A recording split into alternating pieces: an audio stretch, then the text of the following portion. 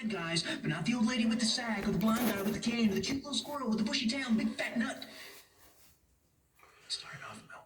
It really fell apart at the end. You should have had a name for the wall or something. What I'm saying is that you need to listen to me, is what I'm saying. All right, Sean. Point taken. You got a deal.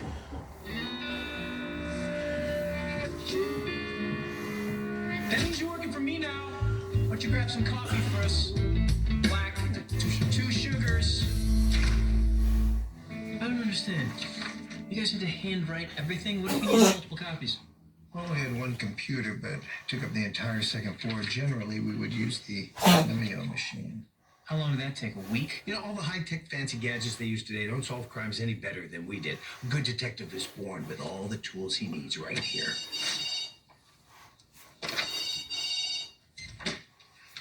Hello, Chief. What's the good... My dad down at the DA's office? No, I don't think so. I think I can clear this up for you, Chief. That wasn't my dad. That was Phil Collins. Yeah, we saw Phil down at the courthouse. My dad gets mistaken for him all the time. Sean, I don't look. I'm sure anything like Phil Collins. Shh. No, I'm fairly certain about this, Chief. He was humming Invisible Touch, if that helps you. No. I wasn't aware that Phil Collins lives in Switzerland. She knows so much about Phil Collins. No? Yes, I do hear you. I will make sure he stays away. Love you too. Do you see? Do you see? We have to be more careful. Okay, hotshot. All right, I get it. Tell me what you can glean from this. You'd like to know what I can glean? Glean.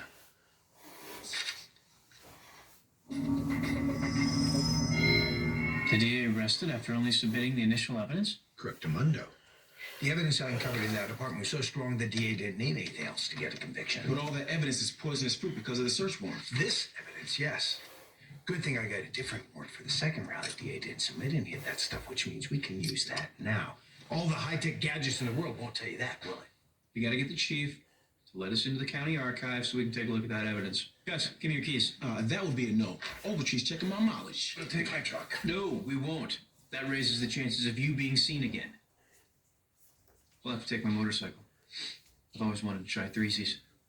Who wants the handlebars? Gus? Feels like you. No. Yeah, that shouldn't draw any attention. We'll cap it. Fine. It's funny. It's usually me who can't show my face in public. Just think, the contents inside these boxes could determine whether someone spends the rest of their life in jail. Gosh. Better hope they don't reopen the handyman killer case. Fingerprints are all over the murder weapon. That's not funny, Sean. Dude, I'm kidding. It's not really evidence. It was just lying here. Well, stop it. You know I'm afraid that being wrongfully convicted is a tragic way my story ends. Would you two go stop bitching and see what we got here? What is this stuff? Various possessions, personal effects of Eugene's we found after he was arrested. All right, what do we got here? Pawn ticket made out to Eugene a few days before he was arrested. Goldstein's pawn. Anybody? Wait, that place is still around. Desperate people pawn things. Let's see what Eugene pawned. Two new cases just came in. One involves an international diamond smuggling ring. Sweet. The other involves fraudulent permits at a plastics factory.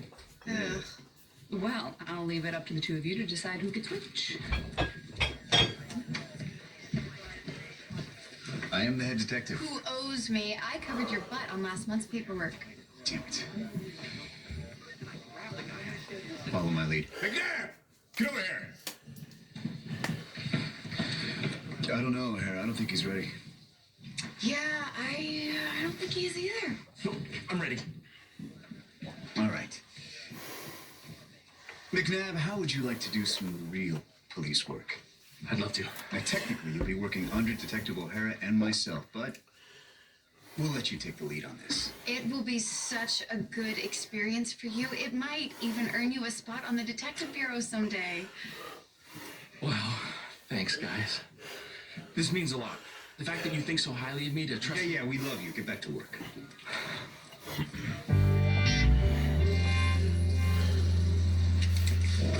This ticket, It's from 30 years ago when my dad ran the shop. I'll have to go look through the box. Box? What do you think the box is? A giant room like in Raiders? I think it's a box. Secret catacombs underneath the building like in National Treasure? Shame on you for knowing that. This is where we keep all the old unclaimed stuff from over the years. As I said, a box. What do you think's inside the box? Will you calm down? I can't, man. There's stuff in there. All kinds of stuff. Old stuff, shiny stuff, secret stuff. How come you're not as excited as I am? Because I'm not a raccoon. You look like a raccoon. Hey, you're in luck. I got this ticket here. Matches this old receipt. Not a lot of info on it, I'm afraid. I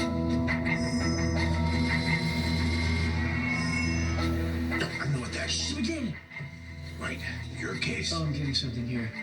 Oh, this is intense. I can see Eugene. He's desperate. He's sweating nervously. Stinky. He wants to get rid of something. Cover his tracks. Hide where he's been. So he brings in the title of his car. That must be the vehicle identification number right in there.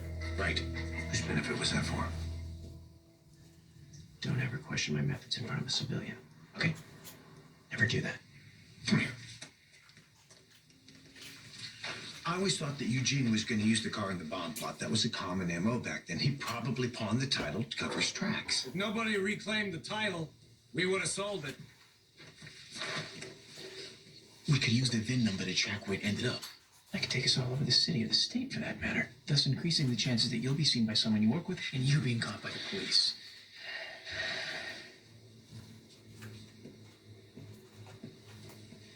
Unless...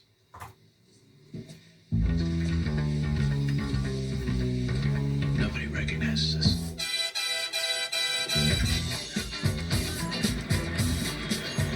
Not so ridiculous. Speak for yourself. I've got this shirt at home. His mother used to love it. Yeah, like 30 years ago. Kid I worked to lunch last week. There it is. It's been sitting in some old lady's backyard for dang near 30 years. You got the keys? Let's take a look inside. Make me an offer and it's yours. You gotta be kidding. Just give us a second here. All right, how much money do we have between us? I think I got about $50. Mm-hmm. I've got about 400 between my wallet and my sock.